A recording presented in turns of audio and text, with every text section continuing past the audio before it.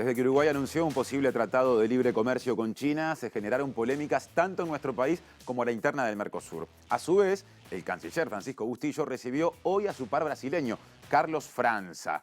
¿Obtendrá Uruguay el apoyo de Brasil?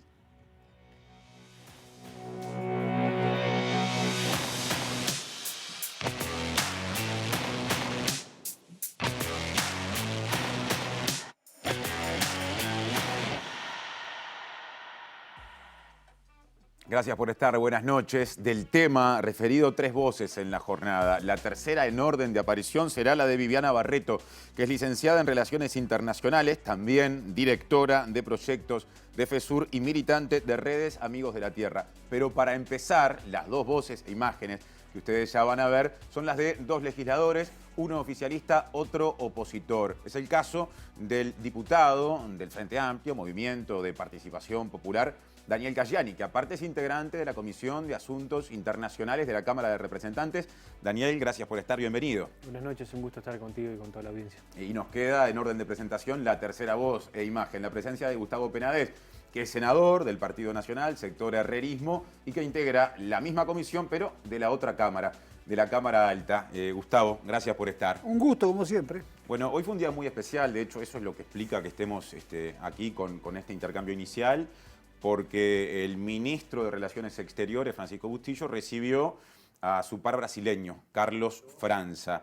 ¿Qué importancia tiene en un marco de diversas negociaciones o conversaciones al interior del Mercosur lo que pasó hoy entre el canciller uruguayo y su par brasileño, Penades? Bueno, una reunión de trabajo, sin lugar a dudas, en la que el canciller brasileño nos viene a informar sobre una reunión y un acuerdo que bilateralmente Argentina y Brasil lograron en la rebaja de aranceles para el Mercosur. Y creo que eso se enmarca dentro de lo que está viviendo el Mercosur en estos últimos tiempos, que es que Brasil insistía sobre la rebaja de aranceles, Uruguay insistía sobre, está bien, bajemos aranceles, pero también flexibilicemos la posibilidad de acuerdos bilaterales entre los socios del bloque y terceros países, y Argentina no quería nada.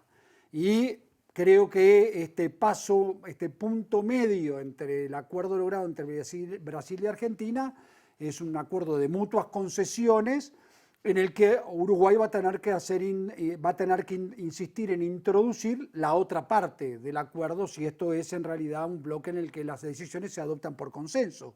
Que bueno, Uruguay está de acuerdo con la rebaja de aranceles, pero no nos olvidemos que iba acompañada de la solicitud de Uruguay de habilitar la posibilidad de acuerdos con países extra Mercosur, entre algunos socios del bloque, como lo había venido insistiendo Uruguay desde hace tiempo. ¿Pudo hablar con Bustillo, con gente de No, Cancillería? todavía no. ¿Tiene algún dato de cómo fue el Yo creo que, vínculo, a ver, el sí, intercambio?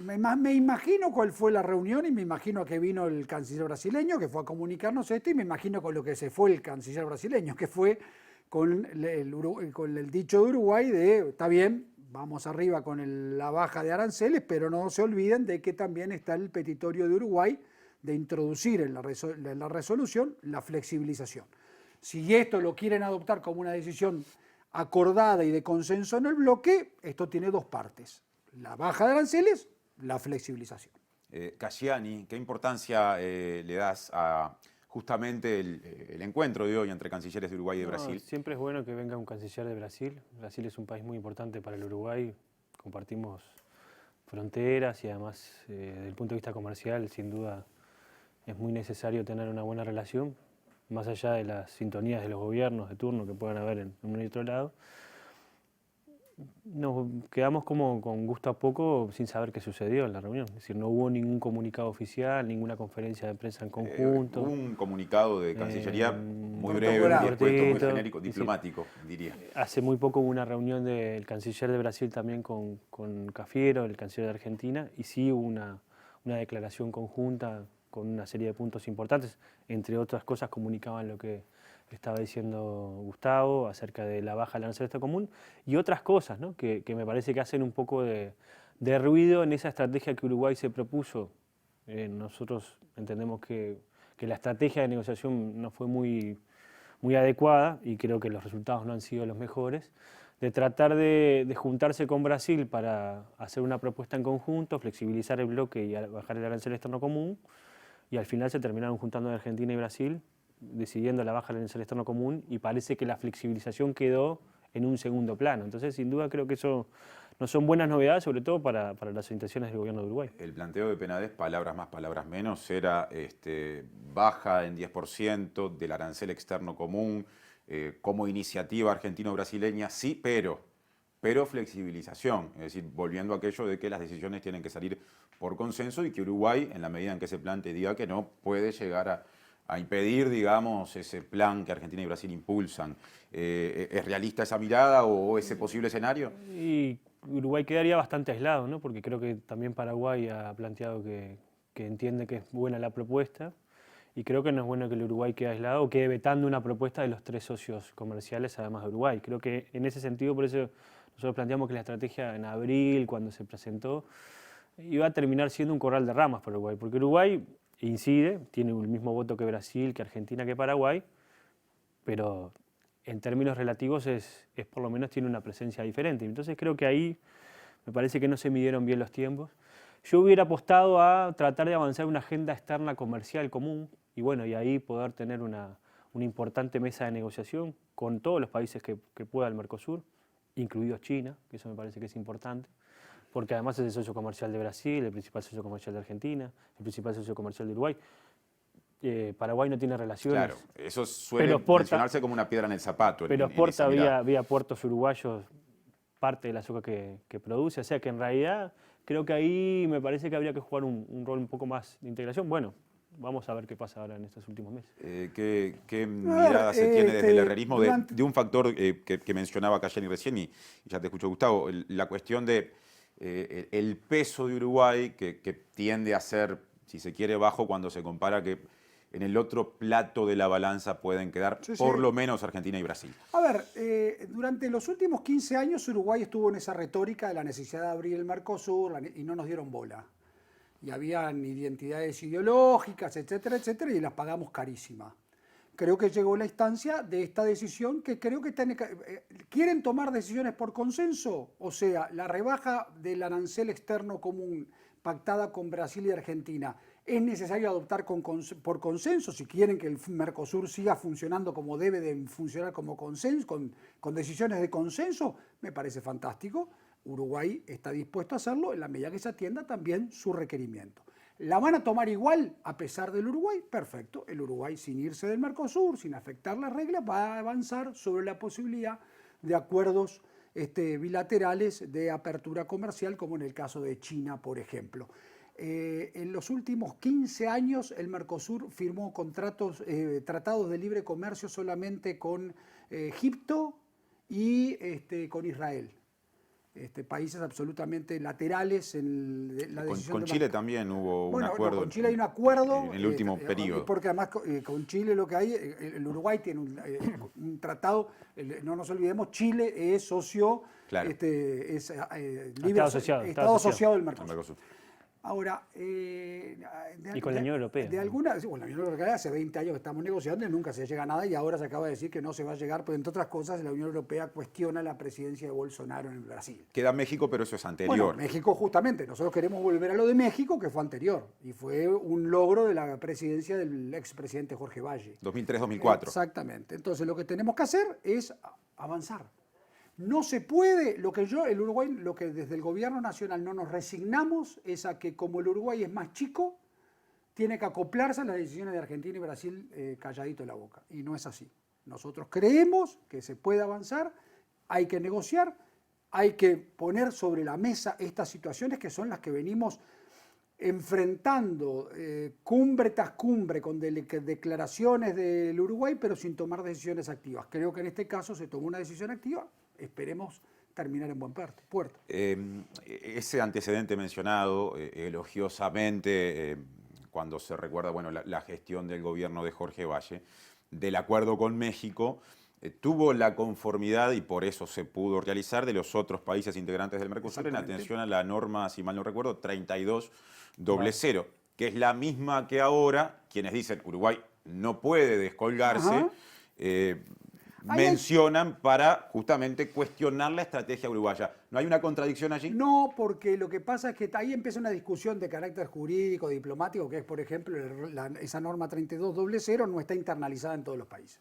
Entonces no es obligación de los países acordarlo o no si nos ponemos muy legalistas. Lo que queremos es avanzar.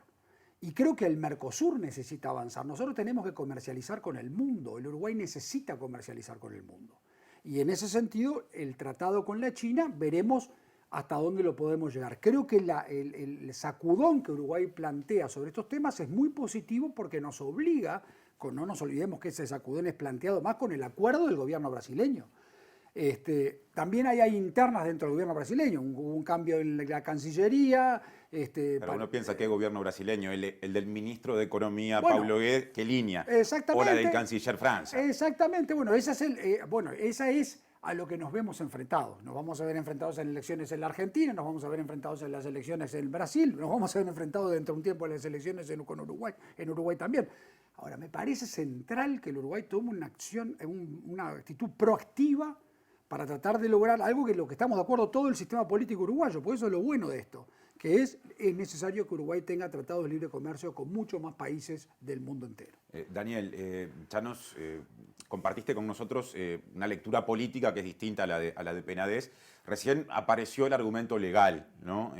La cuestión de la famosa resolución 3200. Para el Frente Amplio ahí hay un problema en la estrategia uruguaya o no pasa por ahí el problema? Yo creo que Uruguay tiene que tener relaciones comerciales con el país hasta que se descuide, cualquiera en el mundo, y también el Mercosur. El problema es que tenemos que hacerlo sin perder ninguna preferencia arancelaria que ya tenemos. Y el Mercosur para Uruguay es un tratado que tiene muy buenas preferencias arancelarias. Entre ellos, exportamos sin pagar arancel a Brasil, a Paraguay, Argentina. Y eso sin duda es un elemento diferencial. Entre otras cosas, solamente por ingresar al mercado brasileño el sector lácteo se ahorra 50 millones de dólares por año de arancel. O sea, nosotros tenemos que poner en la balanza cómo vamos a avanzar, porque en realidad esa lógica de avanzar en acuerdos comerciales en el Mercosur y con China, si el Mercosur no nos deja, es imposible. Nosotros podemos avanzar si el Mercosur nos deja, que es difícil, o podemos avanzar todos juntos, que es más difícil, pero es lo que nosotros entendemos que es lo más correcto. ¿Para qué? Para no perder el trabajo nacional y la producción, porque el Mercosur, ¿qué es para el Uruguay? Es producción, es trabajo nacional, nosotros dependemos también del sector turístico, del sector logístico. La inversión extranjera directa en Uruguay depende mucho también de Brasil y de Argentina y también de Paraguay. Por tanto, si vamos a poner en la balanza qué es una cosa el Mercosur o China, y ahí, cuando uno opta, va a ser difícil, porque ahora, en realidad va a generar menos laburo, sobre todo para el uruguayo, ¿no? ¿Qué pasa con el argumento de quienes dicen, ojo que el comercio intrazona con los años ha ido perdiendo peso? Se ha ido sigue siendo disminuyendo, importante, pero no pesa lo que en el pero en sigue, los 90, digamos. pero sigue siendo muy importante. Y hay otra cosa. El mundo va hacia bloques regionales. Las cadenas globales de valor cada vez se acortan más y son regionales.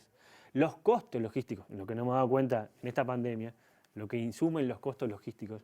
No es lo mismo exportar a Brasil, por más que lo hagamos en camión, pero lo podemos hacer también vía barco, que importar a China, porque en realidad el costo logístico es mucho mayor. Por tanto, y además creo que para el Uruguay sería altamente desaconsejable perder un acuerdo de preferencias comerciales como el Mercosur para solamente ir hacia China, porque en realidad eso nos generaría una dependencia extrema. Y todos sabemos que cuando dependemos mucho de un mercado solo, cuando ese mercado se refría, nosotros tenemos una congestión y además tenemos mayor grado de dependencia, no solo comercial, sino de las otras. Y creo que eso no es bueno para el Uruguay, que el Uruguay siempre tiene que tener una visión más independiente y autónoma. Nos quedan 5 minutos y quiero ahora meterme en China en particular, es decir, en la negociación abierta rumbo a un eventual acuerdo de libre comercio con China. Daniel, estuviste la semana pasada en la sesión que bajo reserva se desarrolló en la Comisión de Asuntos Internacionales de la Cámara de Representantes con presencia de Bustillo, dando cuenta de la marcha de las negociaciones. Algo dijiste en los medios, lo mismo hizo Juan Martín Rodríguez del Partido Nacional, respetando de alguna manera que no se podía decir demasiado porque se habían aceptado esas condiciones de reserva. Entre otras cosas, allí Bustillo leyó la famosa carta del embajador chino en la que establece que sería para China importante que antes de fin de año Uruguay tenga prontos los estudios de prefactibilidad. Y te mostraste crítico con respecto al ritmo al cual está trabajando la Cancillería uruguaya. Dos preguntas en una. ¿Es importante eso? ¿Hay que verlo como una fecha tope? Y la segunda, ¿por qué pensás que se pudo haber trabajado más rápido? Sí, es un estudio de factibilidad conjunto. Ajá.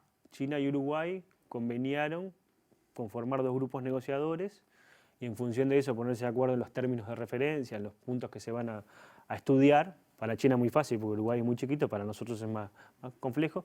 China y Uruguay son complementarios, China necesita alimentos, Uruguay produce alimentos, pero lo que a nosotros nos generó la impresión, dentro de lo que podemos decir, si bien la sesión no fue secreta, no se sacaron actas, pero mantenemos cierta reserva porque el canciller así nos lo pidió, es que desde aquel anuncio el 7 de septiembre hasta hoy no ha habido un avance importante de los grupos negociadores y queda un año y medio para terminar el año, por lo menos uruguayo, no el chino.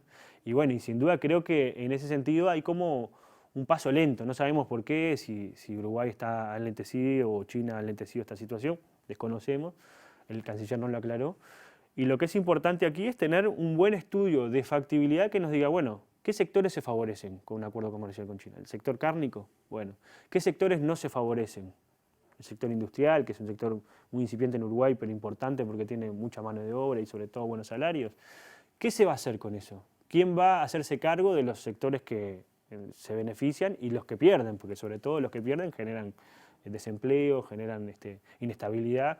Y me parece que ahí hay toda una discusión que todavía no tenemos los elementos. Y lo que nos preocupa es que esté un poco lento, sobre todo porque el presidente dijo cada día que se pierde es un día menos que tenemos para avanzar en eso. Y me parece que de un mes y medio hasta acá no se ha hecho, por lo menos se ha avanzado poco, eso sin duda nos preocupa. Gustavo, tu compañero de sector, no ya de partido, o no solo de partido, Juan Martín Rodríguez, presidente de la Comisión de Asuntos Internacionales de la Cámara de Representantes, señaló, sí, que quizá podía existir cierta demora y dijo, bueno, ojalá se llegue en la fecha. ¿Te preocupa eso? No, a ver, sí me preocupa. Lo primero, nadie está pensando China o el Mercosur. El gobierno uruguayo está pensando en China, en el Mercosur y en todo lo que le sirva a los uruguayos para generar empleo. Entonces acá la dicotomía China o Mercosur no es cierta. La habilidad diplomática que el Uruguay tendrá que manejar es vamos a tratar de ver cómo avanzamos en esa dirección. Lo segundo, los tiempos van a ser todos los que sean necesarios. Lo que tenemos es un sentido de la urgencia distinto al que se venía teniendo hasta ahora. Nosotros nos hemos pasado durante los últimos años declaración tras declaración del Mercosur y no se ha avanzado en absolutamente nada en beneficio de los uruguayos y de su trabajo. Un tratado de libre comercio con China es vital porque es nuestro principal socio comercial y porque además los demás en el mundo juegan a Australia y Nueva Zelanda, que están más cerca de China, que le venden a China lo mismo que nosotros, ya tienen tratados de libre comercio, o sea, ingresan a China con arancel cero. Uruguay paga cientos de millones de dólares por año en China por aranceles. Entonces, tenemos que ser conscientes de eso para lograr, en el avance que se está haciendo en los últimos tiempos, esos estudios de prefactibilidad que van a estar y en los que vamos a conocer los beneficios y eventualmente los perjuicios que podamos tener en un tratado de libre comercio. Pero en una concepción que es la que maneja el gobierno del presidente Lacalle Pou, que es relaciones comerciales con todo el mundo y relaciones comerciales y muy fuertes y mucho más fuertes con el Mercosur. Dijiste, nadie está pensando en China o el Mercosur. ¿Hubo algún jerarca del gobierno argentino que marcó problema esa del suerte, gobierno argentino, pero no preocupa? Bordaberry dijo. A ver, lo que a mí lo que me interesa esencialmente es que quede claro que el Uruguay quiere al Mercosur y quiere tener tratados de libre comercio con todo el mundo. A mí me toca defender al Uruguay. A los que les toca defender, y somos más chicos, eso todo es cierto, pero no partimos de esa posición de debilidad de decir, bueno, como se pusieron de acuerdo los grandes, marchamos. No es la actitud del gobierno uruguayo, muy por el contrario. E inteligentemente hemos salido a buscar respaldos en nuestros socios del Mercosur. Ahora, es público y notorio que es necesario que avancemos sobre esto porque los perjuicios son más grandes para nosotros que para el resto de los países socios del Mercosur si no se avanza con tratados de este tipo. Daniel, hiciste un comentario recién por lo bajo cuando yo puse el ejemplo. Sí, bueno, interrumpió, está bien. Yo lo dije diplomáticamente lo que pasa. Pedro Bordaberry estaba planteando, escribió un editorial en El País que se llama Urexit, diciendo que Uruguay se plegaba a ese coro de algunos liberales que hay acá, neoliberales que hay acá en Uruguay, que pliegan, que dicen, bueno, Uruguay se tiene que ir, tiene que hacer como Gran Bretaña, irse Ahora lo que está pasando allá en Gran Bretaña es bastante complejo como para ponerlo como ejemplo, pero bueno, capaz que las relaciones comerciales y patronales que tiene Pedro Bordaberry, que depende ahí, es el abogado de un club de Inglaterra, capaz que tiene algo que ver. Pero no, más allá Ahí nos de metimos eso. con el grupo City, nos fuimos lejos. Más allá de eso, a lo que voy es, yo creo que el Uruguay tiene que tener la capacidad de hacer que el Mercosur funcione. Porque cuando al Mercosur le va bien, a Uruguay le va bien. Y poner las energías en tratar de que el Mercosur no funcione, que el Mercosur genere discordia. ¿No? Yo no digo defender los intereses nacionales, al contrario, hay que defenderlos, pero hay que ser inteligente, porque eso es la diplomacia. La diplomacia es defender de manera inteligente y de la mejor manera los intereses nacionales. Si nosotros fuéramos Brasil, capaz que negociamos de otra manera. Si fuéramos Argentina, capaz que negociamos de otra manera. Pero siendo Uruguay, tenemos que tratar de tener capacidad de persuadir a los principales socios. Y eso creo que es una mecánica que el Uruguay ha tenido históricamente, no en los gobiernos del Frente, sino mucho antes, y que lamentablemente este gobierno, sobre todo por el presidente de la República, no tanto por el canciller, ha jugado diferente. Y creo que los resultados se están dando a la vista. Es decir, lamentablemente han pasado casi 2 años y ese apuro que tenía el oficialismo cuando era oposición de firmar acuerdos comerciales no ha firmado ni uno. Ni uno, ¿eh? Ni un memorándum de entendimiento con Isla Fiji. Entonces, sin duda creo que la realidad es mucho más complicada. Entonces, me parece que lo que hay que tratar, y yo por lo menos me parece que es importante, en realidad, el Mercosur firmó un acuerdo con la Unión Europea y con los países del EFTA, que son los países que están cerca de la Unión Europea que no pertenecen. Lo firmó. Lo firmaron los 28 países de la Unión Europea y lo firmaron los 4 países la del Mercosur. De la Unión Europea que ya anunció, no se puede decir que se firmó. Falta la ratificación, pero se firmó un preacuerdo que tenían que... Preacuerdo. Claro, es un acuerdo, no es un acuerdo que hay que... preacuerdo y Se no han está puesto de acuerdo aplicándose. finalmente. Pero viste, no me deja terminar. Se firmó un acuerdo que, entre otras cosas, había que tratar de, entre otras cosas, traducir el acuerdo a los diferentes idiomas de los países que integran el bloque regional, tanto de la Unión Europea como del Mercosur. Pero se hizo y se logró, con gobiernos de diferentes signos políticos, el macrismo en Argentina, Temer en Brasil, Uruguay era el gobierno del Frente Amplio. Sin duda que hay esfuerzos importantes y cuando hay esfuerzos con miradas comunes a veces se puede. Creo que lo que pasa es que a veces es más difícil, pero es importante. Para cerrar ya, hablaste recién de defender el interés nacional en términos de sectores productivos que precisen de algún resguardo particular ante un eventual acuerdo con China. ¿Qué es lo que Uruguay tiene que cuidar y cómo se cuida? Y bueno, los grandes ganadores de un acuerdo comercial con China es el sector industrial cárnico.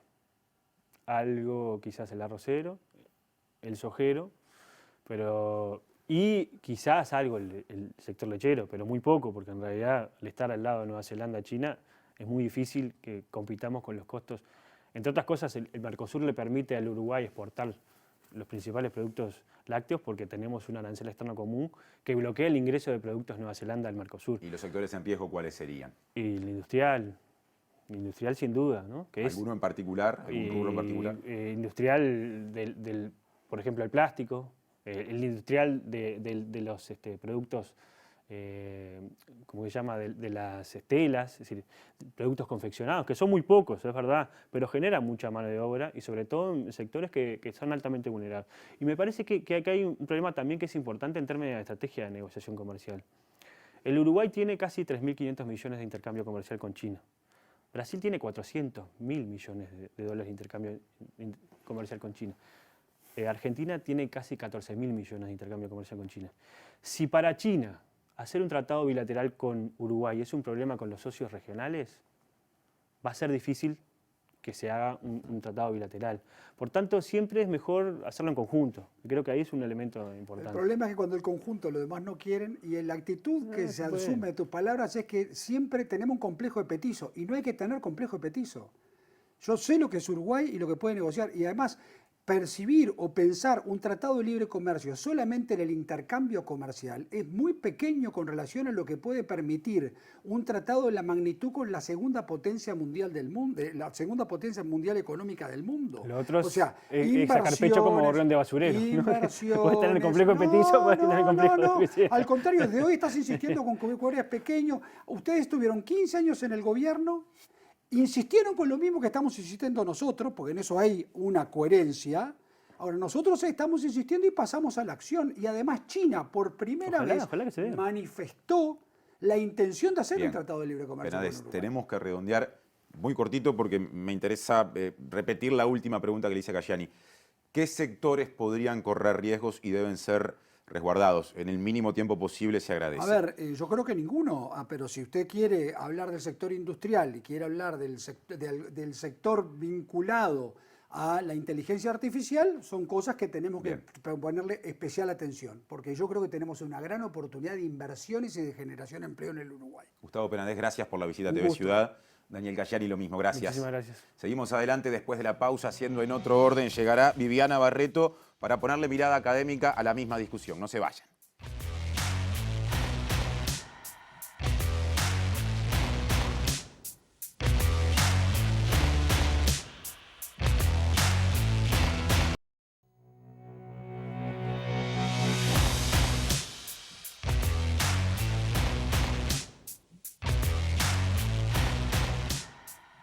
Viviana Barreto es licenciada en Relaciones Internacionales, también es directora de proyectos de FESUR y militante de Redes Amigos de la Tierra, y trabaja los temas que están en el programa de hoy, en la discusión, o estuvieron por lo menos en el primer bloque, quiero decir, los conoce, los estudia, y de eso hablará desde la visión justamente especializada académica. Viviana, muchas gracias por estar en otro orden. Un tremendo gusto y gracias a vos por la invitación.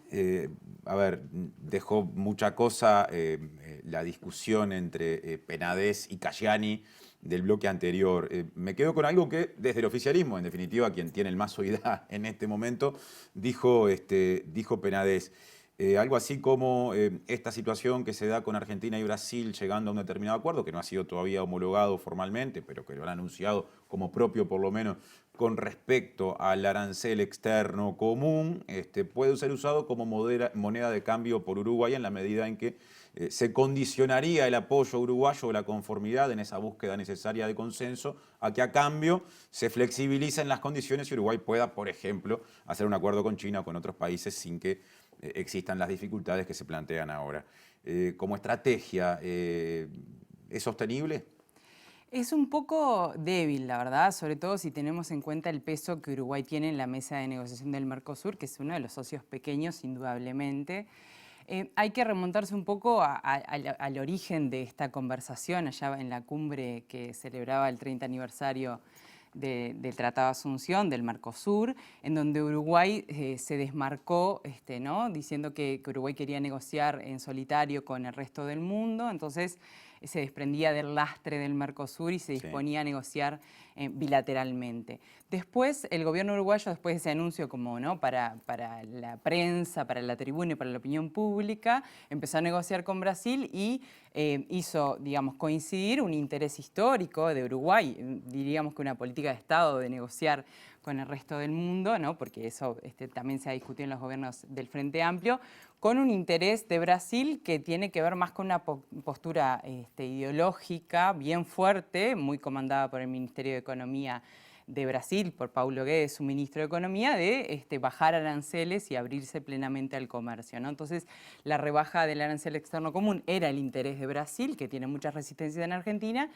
y la flexibilización es el interés de Uruguay. Lo que hicieron fue negociar Brasil y Uruguay, y el gobierno uruguayo anunció, no sé si se recordará, pero con una conferencia de prensa de la ministra Arbeleche y el canciller, el gran logro de que Uruguay había obtenido el acuerdo de Brasil para avanzar en la flexibilización y también la rebaja del arancel. Lo que pasó ahora, yo pienso que es una buena noticia para el Mercosur, que en definitiva es un interés estratégico de largo plazo que nos debería importar como país, ¿no? Que es la no ruptura, porque después de ese momento pasaron muchas cosas. Argentina diciéndole a Uruguay que Uruguay si quiere que se baje del barco, que se baje del barco. Después el ministro Guedes, el ministro de Economía de Brasil, diciéndole que Argentina es la que molesta en el Mercosur, entonces que se vaya a Argentina. Y ahora los dos grandes del bloque, parece que bueno, lograron una posición de negociación y de razonabilidad, ¿no? Esperable para la construcción de un proceso de integración regional, y se ponen de acuerdo en lo que parecían ser dos posturas absolutamente discordantes. ¿Y eso ¿no? le cambia el escenario a Uruguay? Y le cambia el escenario porque lo deja bastante solo. Ahora el gobierno uruguayo tendrá que anunciar, que no sabemos qué pasó en la reunión con el ministro de Relaciones Exteriores de Francia, a ver cómo queda Brasil tirando del barco de la flexibilización, ¿no? Porque en definitiva el interés fundamental de Brasil era bajar el arancel externo común, tiene una postura muy clara que decía hay que bajar inició diciendo un 50% del arancel externo común para todo el universo de bienes y bueno, primó la visión estratégica y negociadora diplomática de la Cancillería de Brasil, de Itamaraty, diciendo, bueno, aceptamos que se rebaje un 10%, entonces empezaron hablando de un 50%, el Ministerio de Economía con una visión dogmática del libre comercio, sí, a una posición más diplomática, estratégica, resguardando la integridad del proceso de integración regional, que para Brasil es un elemento estratégico, aceptando un 10%, sí, para todo el universo de bienes.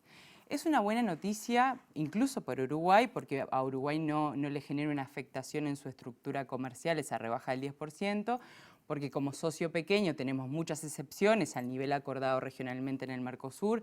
En muchos bienes aplicamos efectivamente mucho menos de lo que el Mercosur oficialmente aplica, entonces no hay afectación directa y hay una buena noticia de que bueno, se mantiene la integridad del proceso de integración regional, siempre que Uruguay quiera seguir estando adentro, ¿no? Porque también ahora la pelota está bastante en la cancha del gobierno uruguayo y ojalá que se demuestre más oficio negociador y diplomático ¿no? con mirada de largo plazo y no tanto la diplomacia presidencial basada en un poco golpear la mesa, pero no desarrollando estrategia negociadora profunda, ¿no? Quedó un poco...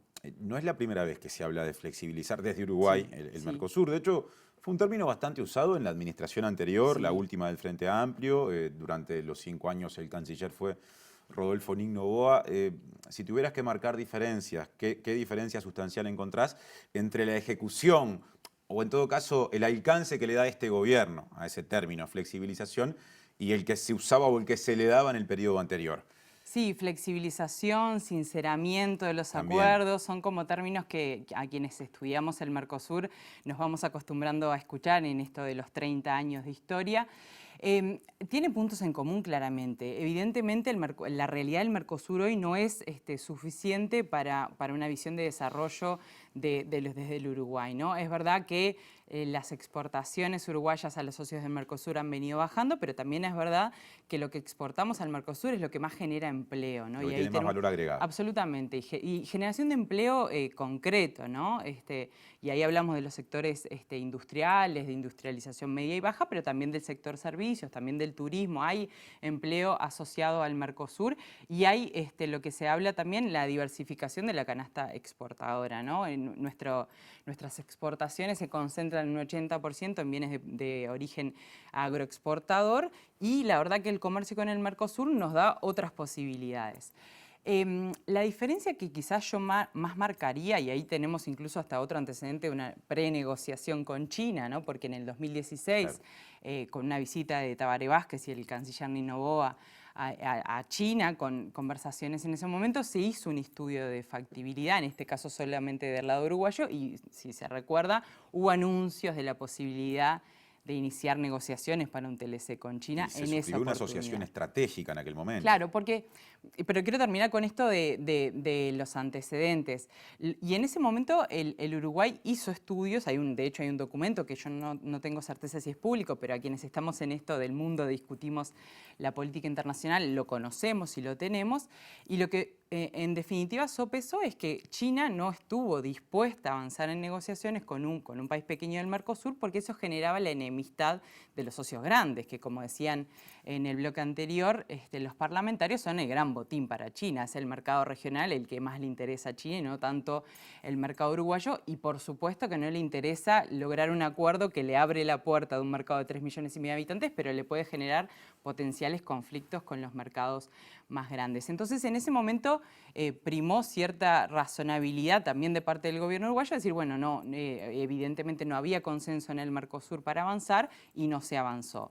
En este caso, por lo menos hasta ahora, hay que ver cómo reacciona el gobierno uruguayo con el cambio del acuerdo Argentina-Brasil que hablábamos antes, parece que está bastante más plantado en anuncios grandilocuentes, en una vocación de ir por todo en la flexibilización o en la negociación bilateral. Entonces, parece que es una postura bastante más profunda, incluso buscando argumentos de que no hay ataduras concretas en la Liga Delegada del Mercosur para negociar en solitario, esa discusión de la cláusula 3200, Sí. ¿no?, que obliga a los países del bloque a negociar en conjunto. El gobierno uruguayo ha encontrado argumentos jurídicos que aparentemente le darían vía libre para negociar. La no internalización es lo que aduce. Sí, pero eso es bastante extendido el consenso en el ámbito académico regional, diría yo. Cuando ocurrió el aniversario del Mercosur y los 30 años, hubo muchísimas actividades académicas organizadas en Argentina, en Brasil y en Uruguay, y tuvimos oportunidad de intercambiar con muchas colegas y muchos colegas. El problema no es la cláusula 3200 que reafirma la voluntad de los Estados parte y el compromiso de los Estados parte de negociar en conjunto con terceros países, con países de esta zona, sino que el problema es que ese compromiso y esa obligación está en el artículo 1 del Tratado de Asunción, que es el artículo que crea el Mercosur como proceso de integración. Y la cláusula 3200 se firmó en un momento en donde la región estaba recibiendo presiones desde los Estados Unidos de Norteamérica, que pero que quería como profundizar su estrategia, porque lo había empezado ya por inicios de los 90, de firma de tratados de libre comercio bilateral con países de América Latina y el Caribe, y el Mercosur en su momento, liderado esa posición por Brasil, quiso resguardar la unidad de la región y dijo, no, acá nosotros somos un bloque de integración regional que buscamos ser una unión aduanera, es decir, tener una política de negociación con el resto del mundo conjunta, reafirmamos ese compromiso que está en el tratado que nos dio nacimiento. Que es un documento preexistente y vigente. Absolutamente, es un tratado firmado por los poderes ejecutivos en ese momento y ratificado por los parlamentos nacionales y es ley para todos los países socios del Mercosur. Entonces, si Uruguay quiere firmar en solitario con China, pero con cualquier país de fuera de América Latina y el Caribe, tiene que renegociar, denunciar, salirse del Tratado de Asunción, o de lo contrario está violándolo y puede tener represalias. Por eso, cuando decimos hay que medir el impacto que puede tener avanzar en una negociación con China, no es solamente medir el impacto del acceso a mercado que podemos tener o de la afectación que podemos sufrir con las importaciones chinas, sino es medir el impacto de posibles consecuencias en el cierre del mercado regional que podemos tener en la medida que pasaríamos a ser un país violador del Tratado de Asunción en su artículo 1, ¿no?, que le da sustancia, digamos. Sobre el cierre, Viviana, recién decías que en 2016, cuando el avance fue del gobierno de Tabaré Vázquez, una de las cosas que pesó, que incidió en que ese camino no se terminara de recorrer, fue que China no quiso ganarse la enemistad de países más importantes como socios comerciales, e inclusive a otros niveles, como Brasil en primer término y Argentina. ¿Cómo hay que entender la postura de China entonces ahora? Que está dispuesta a dialogar con Uruguay y a avanzar. Sí, eso es una novedad y es algo muy interesante para quienes analizamos las relaciones internacionales y la política internacional, porque es verdad que fue una novedad las declaraciones del embajador chino en Uruguay diciendo que China está plenamente consciente que esto es un proceso bilateral con Uruguay y así lo está emprendiendo.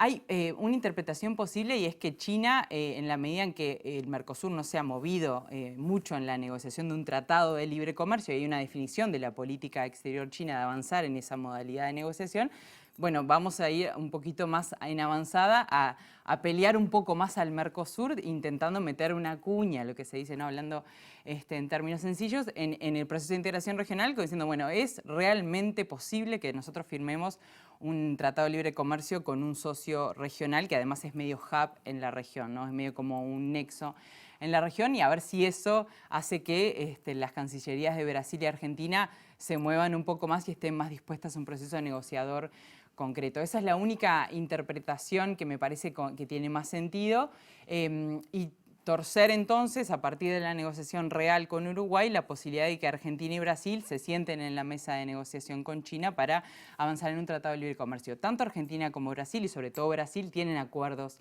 de asociación estratégica, que es como el estadio inicial, es como cuando China te registra como un país en el mundo, ¿no? Brasil tiene un acuerdo de asociación estratégica mucho más precedente al de Uruguay, pero bueno, evidentemente China está queriendo también disputar mercados, ¿no?, en esta disputa global por los mercados con los Estados Unidos, y está queriendo ir mucho más en profundidad a ver si mueve al Mercosur. también hay que tener en cuenta que esto del estudio de factibilidad es un paso cero de un proceso muy de largo plazo, ¿no? A veces cuando escuchamos a las autoridades de gobierno decir que se quiere tener un estudio de factibilidad en diciembre, parece que se va a firmar este Tratado de Libre Comercio en 6 meses, es o preocupante o poco realista. Preocupante, diría, porque sería una de las negociaciones de política internacional más impactantes en la realidad de las uruguayas y los uruguayos en los últimos tiempos, y hacerlo con este plazo tan acotado, sin espacios democráticos de escucha a los sectores económicos y sociales involucrados, sin discusión política en todo el espectro de partidos políticos del Uruguay, parece ser una decisión no demasiado soberanista, ¿no? Por las dudas, a ver si entendí bien, ahí estás cuestionando los plazos que se han marcado para ese estudio de factibilidad o el acuerdo en sí como algo a corto plazo no realizable. No, el proceso de negociación que inicia, supongo yo, en el estudio de factibilidad, ¿no? En el trabajo que se hizo en el 2016, una parte del estudio tenía que ver con el diálogo con los actores empresariales de los distintos sectores de actividad. La verdad es que no había diálogo con el sector trabajador y trabajadoras, con los sindicatos, pero sí diálogo con el empresariado nacional de todos los sectores de actividad que te puedas imaginar, desde el agro hasta las industrias y los servicios inclusive. Eso lleva tiempo, ¿no? Si nosotros estamos ahora ya pasando mitad de octubre, si se quiere tener ese proceso finalizado en diciembre, hay que ver cómo se va a hacer y también si va a haber espacios de diálogo democrático para que el Uruguay sustente una decisión que tiene tanto impacto posible en el futuro de nuestra vida como sociedad, ¿no? De todos quienes habitamos este territorio. Entonces, yo discuto mucho ese planteo de que Uruguay, al negociar en bilateral con China, toma una posición soberanista de defensa del interés nacional, porque en realidad defender el interés nacional es dialogar con los sectores sociales representados y organizados en nuestra sociedad y generar espacios de escucha, de diálogo, de intercambio también con la academia, que permitan tener una posición negociadora bastante más sólida y sustentada. Es bastante preocupante que los documentos oficiales de las conversaciones con China no se conozcan, no digo que se publiciten en la web de la Cancillería, pero no lo conocen los actores directamente involucrados. El canciller Bustillo fue a leer la carta a la Comisión de Relaciones Internacionales de la Cámara de Diputados, no distribuyó la carta como un documento reservado a los partidos políticos, no sabemos si los partidos de la coalición de gobierno tienen ese documento. Digo, son decisiones demasiado importantes para el interés nacional como para manejarse en este nivel de cúpulas tan de diplomacia presidencial restringida, ¿no? Da bastante pocas garantías de que las decisiones que se toman realmente tengan en cuenta los riesgos y el derecho de todas y todos de tener una mejor vida en el futuro. Y estamos casi que al límite de tiempo. Al hablar de sectores en riesgo que deberían ser resguardados, sí. Cayani mencionó al sector textil, por ejemplo, sí. A los plásticos, sí. Aún reconociendo que tampoco son los que generan más puestos de trabajo. Penades agregó algún sector vinculado a la industria tecnológica, ha dicho esto un poco en sentido general. ¿Dónde deberían estar las principales preocupaciones si efectivamente el país camina hacia un acuerdo con China, ya para irnos? Sí, hay dos facetas. Una tiene que ver con el sector industrial que podía verse afectado por importaciones de China directamente para el mercado uruguayo. Ahí claramente está la industria textil, la vestimenta, el calzado. También sectores del plástico, como se mencionaba, algunos sectores de la química, pero también está el posible impacto de que nuestros bienes y exportaciones a la región tengan barreras en el Mercosur, por lo que decíamos antes, de si hay una violación puede haber represalias, ¿no?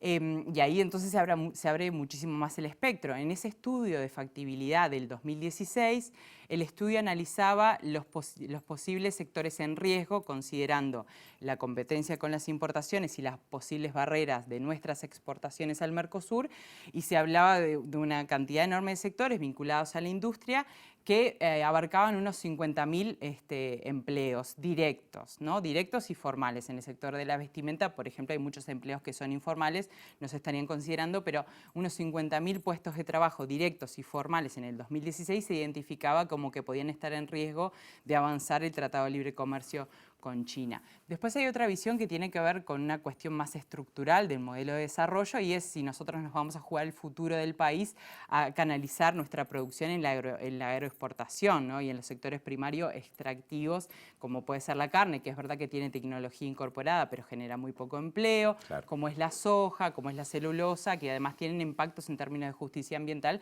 que son muy fuertes y tienen poca capacidad de redistribución de esos ingresos a toda la sociedad, ¿no? Entonces, Bien. esa visión más estructural también hay que desarrollarla y es muy importante tenerla en cuenta. Viviana Barreto, muchas gracias por la visita a En Otro Orden y hasta la próxima. Encantada, gracias a vos. Hacemos una breve tanda y viene Julieta Núñez Tomás, nuestra compañera, a hablar de algunas de las discusiones planteadas en el marco de la reciente celebración del Día Mundial de la Alimentación, que tuvo movilizaciones, críticas de Coordinadora de Ollas Populares a Uruguay Adelante, al Ministerio de Desarrollo Social, y eso va a ser tema.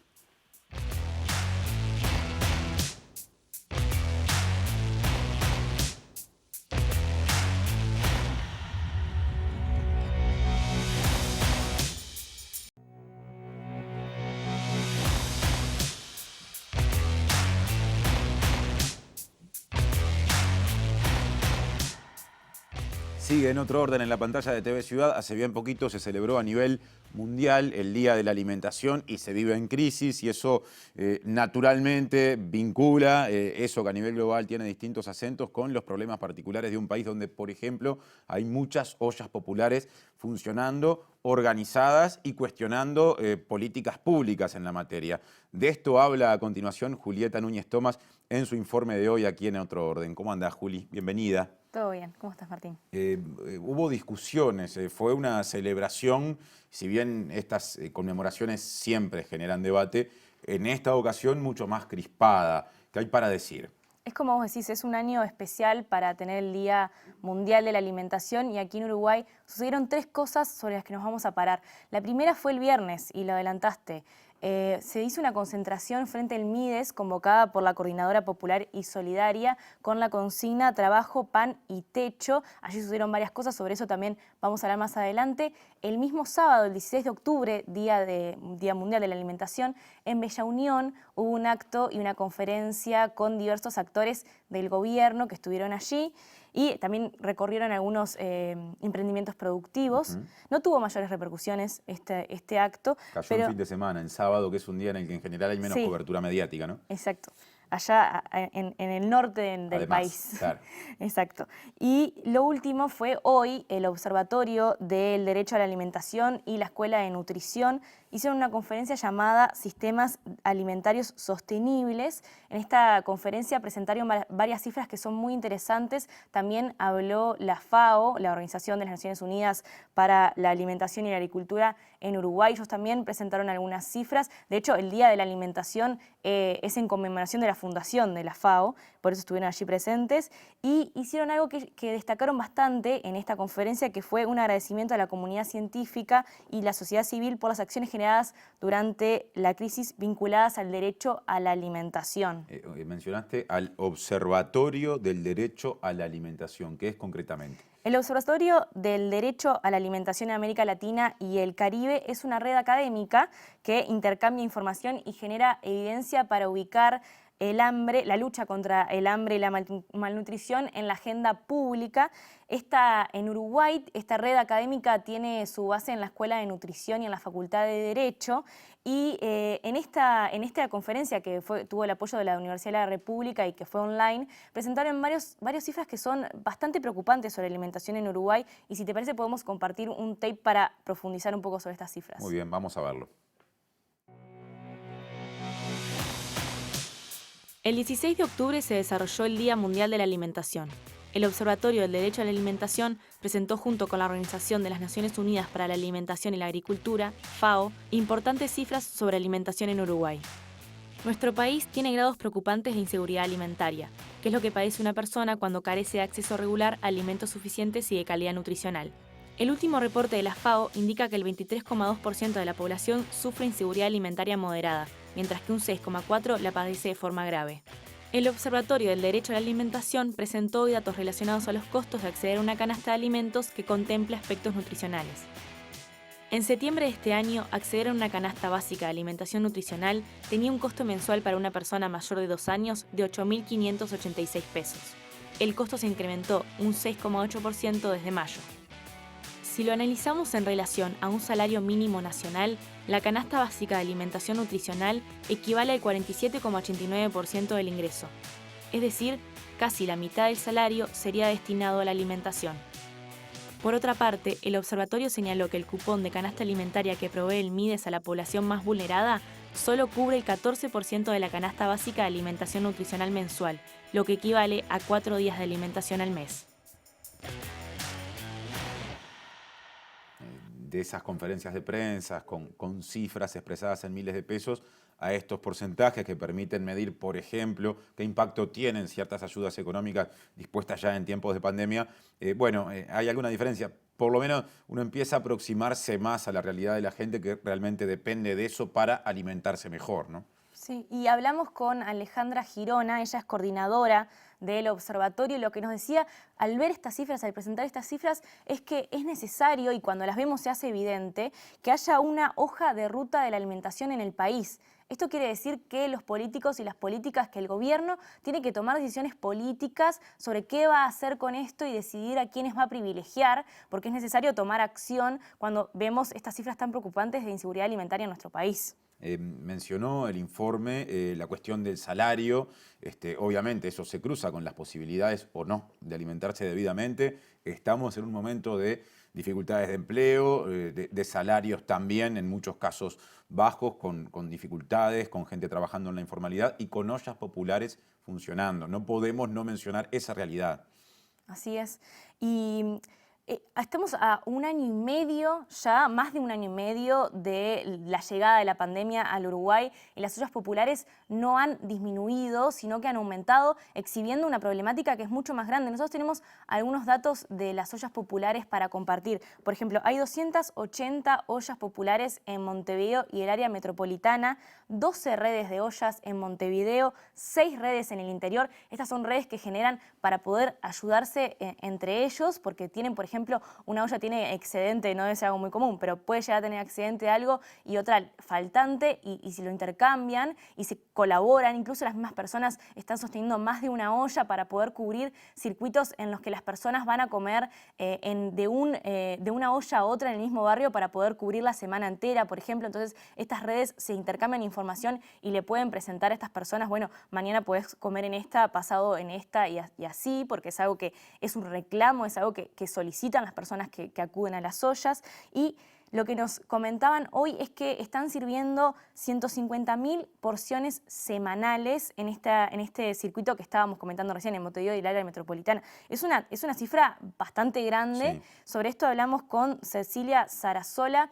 Ella es vocera de la Coordinadora Popular y Solidaria, integra la Red de Ollas del Sur, ella está en una olla popular de Ciudad Vieja, y le preguntamos sobre cómo está viviendo la gente que sostiene las ollas este momento, y qué está pasando en las ollas, qué personas están yendo y cómo se está viviendo este ambiente bastante preocupante para todos, creo, y para todas, con respecto a la alimentación de nuestra población. Compartimos esa visión desde la línea de militancia, de trabajo y de fuego, desde las ollas populares. El trabajo está siendo cada vez más arduo, cada vez más arduo. En principio porque cada vez son más personas más vecinos y vecinas quienes se arriman a las ollas a buscar una especie de solución alimenticia, a buscar su plato de comida, pero además porque cada vez surgen más iniciativas en los barrios. Nosotros hemos instrumentado en esta organización que ha nacido como espontáneamente, hemos instrumentado algunas formas de organización en las cuales en los territorios, en los diferentes territorios de Montevideo, nos hemos nucleado en pequeñas redes. ¿Sí? Yo pertenezco a la red de Ollas al Sur, que es la red que abarca aproximadamente la zona del municipio de Montevideo. Y por ejemplo, en esta zona del territorio, si bien se han bajado este año 1 o 2 iniciativas, tenemos 6 más que el año pasado. Por otra parte, lo que visualizamos en la gente que se está arrimando a las ollas, en principio lo que tengo para decir, en las ollas en general, de todo Montevideo y del interior del país, en principio es que cada vez hay más personas. Cada vez hay más personas. Y cada vez sucede más que se arriman vecinos y vecinas, cuya característica puntual es que son personas como yo, como vos, que vienen de sus casas, que perdieron su laburo o que de repente agarraron una changa pero es inestable, y que están entre pagar el alquiler de la pensión o comer, o pagar la luz o comer, están todo el tiempo teniendo que optar. Y dentro de esas opciones están tomando como para asegurarse el alimento, asistir a las ollas. El Estado tercerizó el apoyo monetario a las ollas mediante un intermediario, sujeto omitido en esa frase, Uruguay Adelante. Así es, y era un poco lo que hablábamos también con Cecilia Sarasola y con otras personas. Ha habido mucha repercusión en la prensa del vínculo Mides, Uruguay Adelante y de lo que sucede con las ollas. La realidad es que lo que nos comentan es que es una relación bastante conflictiva porque de alguna manera no encuentran puntos en común, por ejemplo, en las necesidades nutricionales de una olla, en los implementos, en lo que le deben proveer de alguna manera para poder llegar a tener un guiso que puede llegar a ser la única comida que tenga ese día la persona. Y ahora se suma un problema más, que es que de alguna manera este contrato va hasta noviembre y bueno, no saben las ollas populares qué va a pasar después de que el contrato con Uruguay Adelante, el contrato que hizo el Mides con Uruguay Adelante, y que lo que hace de alguna manera es transferirle dinero para que compren los insumos que necesitan las ollas, aunque a veces no alcanzan y las ollas tienen que igual por fuera juntar plata de manera autogestionada para conseguir el alimento. ¿Qué va a pasar cuando ese vínculo termine? Pero lo que nos decía Cecilia Sarasola es que en realidad este no es el foco, y el vínculo de las ollas con Uruguay Adelante no es el foco de esta problemática. El foco de esta problemática es que hay muchas personas en Uruguay que tienen hambre y que de eso se debería estar encargando el Estado. Bien, vamos a ver justamente cómo profundiza en ese concepto Sarasola. Somos bien conscientes, más a todo este tiempo que hemos tenido para pensarnos a nosotros mismos, somos bien conscientes de que nosotros no podemos seguir haciéndonos cargo de esta situación. Yo muchas veces en lo personal me pregunto qué pasaría con la gente que está cuidando las ollas si las ollas no estuvieran existiendo en este momento. En la olla popular de Ciudad Vieja, que es particularmente a la que yo participo activamente, estamos sirviendo 400 platos de guiso en cada servida. O sea, serían 400 porciones de comida, 400 personas que no comerían. Y estamos hablando de un plato de comida al día. Es muy grave la situación y realmente lo que nosotros estamos reclamando al Estado es que el Estado se haga cargo, porque el derecho a la alimentación es un derecho humano básico consagrado en la Declaración Universal de los Derechos Humanos al que nuestro país suscribe. Por esa razón, por esa simple razón, debería ser inviolable y nuestro Estado está incurriendo en una violación de ese derecho. Háganse cargo de esta situación, porque nosotros, si bien podemos recibir alguna ayuda del Estado, de la forma que sea y en las condiciones que sea, no podemos ser voluntarios y voluntarias trabajando para el Mides. Nosotros somos vecinos. Salimos a la calle a buscar una solución para paliar esta crisis alimentaria de nuestros vecinos, pensando a corto plazo. Y hace más de 1 año y medio y cada vez vemos que la cosa se nos viene peor. Entonces, el reclamo de fondo acá es que el Estado se haga cargo de lo que se tiene que hacer cargo, y es de cubrir este derecho humano fundamental para su población. Vamos a volver sobre este tema porque es imposible en este contexto no volver. Gracias, Julieta, por el informe de hoy. Muchas gracias, Martín. Gracias, como siempre, a ustedes por estar. Este miércoles a las 9 en punto de la noche habrá otra vez En Otro Orden en TV Ciudad. Que pasen bien.